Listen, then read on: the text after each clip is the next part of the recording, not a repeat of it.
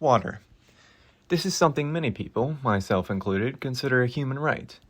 It is the most essential ingredient for our survival, as every bodily function depends on it, from regulating temperature to sustaining vital organs. Although drinking water is the most obvious necessity, it is just as important for irrigating farms and sustaining our food supply.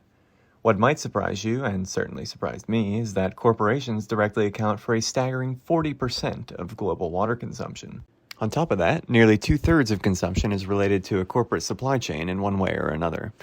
This astonishing figure has led to many concerns over corporate over-extraction. Considerations range from the depletion of freshwater reserves to ecological degradation around the world.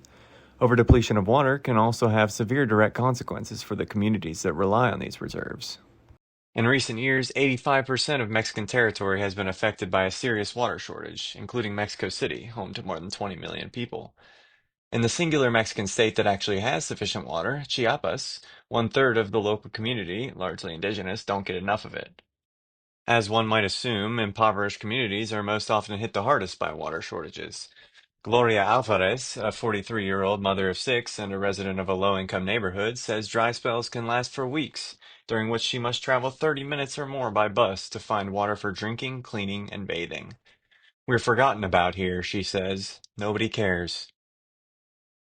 It is difficult to imagine otherwise when FEMSA, a multinational Mexican corporation and the largest Coca-Cola bottler in Mexico, has secured the rights to extract 300,000 gallons of water a day from the Huitepec volcano basin. Consequently, local communities in Chiapas are left with little access to the water they need to survive. Despite their disparate claims otherwise, FEMSA has not only taken advantage of the situation, but largely caused it. Without access to safe drinking water, many residents have been forced to find other options to quench their thirst. And given that Coca-Cola is in some cases actually cheaper than bottled water there, it is no surprise that many find their alternative in Coke. A 2019 study by the National Autonomous University of Mexico, Chiapanecos, or the residents of Chiapas, consumed over 680 liters of Coca-Cola per person per year. That is almost 7 times higher than the average person in the United States, which sits at less than 100 liters per person. As a result, the people in the region are facing severe health consequences. Mexico ranks 25th in the world for obesity levels, and the consumption of sugary drinks is largely responsible for the diabetes epidemic in the Chiapas region. Leg amputations have skyrocketed due to diabetes, and statistics of early deaths attributed to excessive sugar consumption are greater than deaths caused by smoking and car accidents combined. This fact alone will not bring change, however. Bruce Hobson, co-founder of the Mexico Solidarity Project, an organization that brings together advocates for basic rights and improved living conditions in Mexico, offered his perspective on the issue. In a capitalist economy, if Coke should reduce its sales for the sake of its customers' health, that would violate its obligation to maximize shareholder profits. Thus, it comes down to the will of the people and their ability and willingness to force these corporations to change their operating procedures. Coca-Cola is far from the only corporation contributing to the over-extraction of water.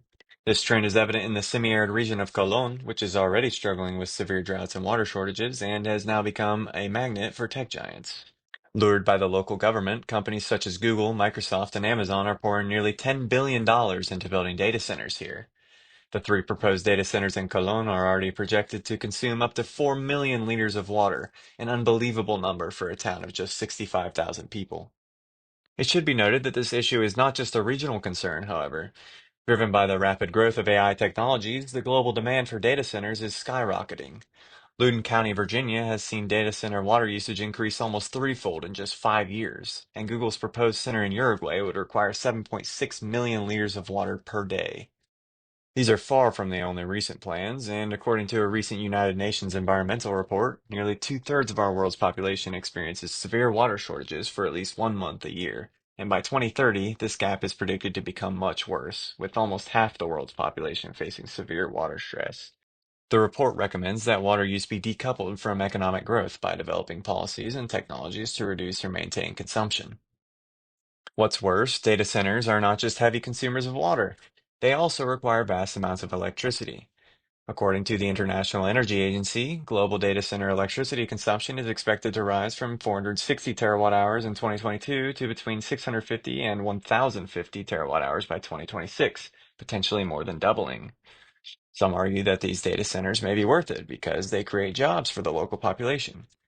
Google's first center in Chile, however, demonstrates a pitiful but representative example, only creating 120 permanent jobs.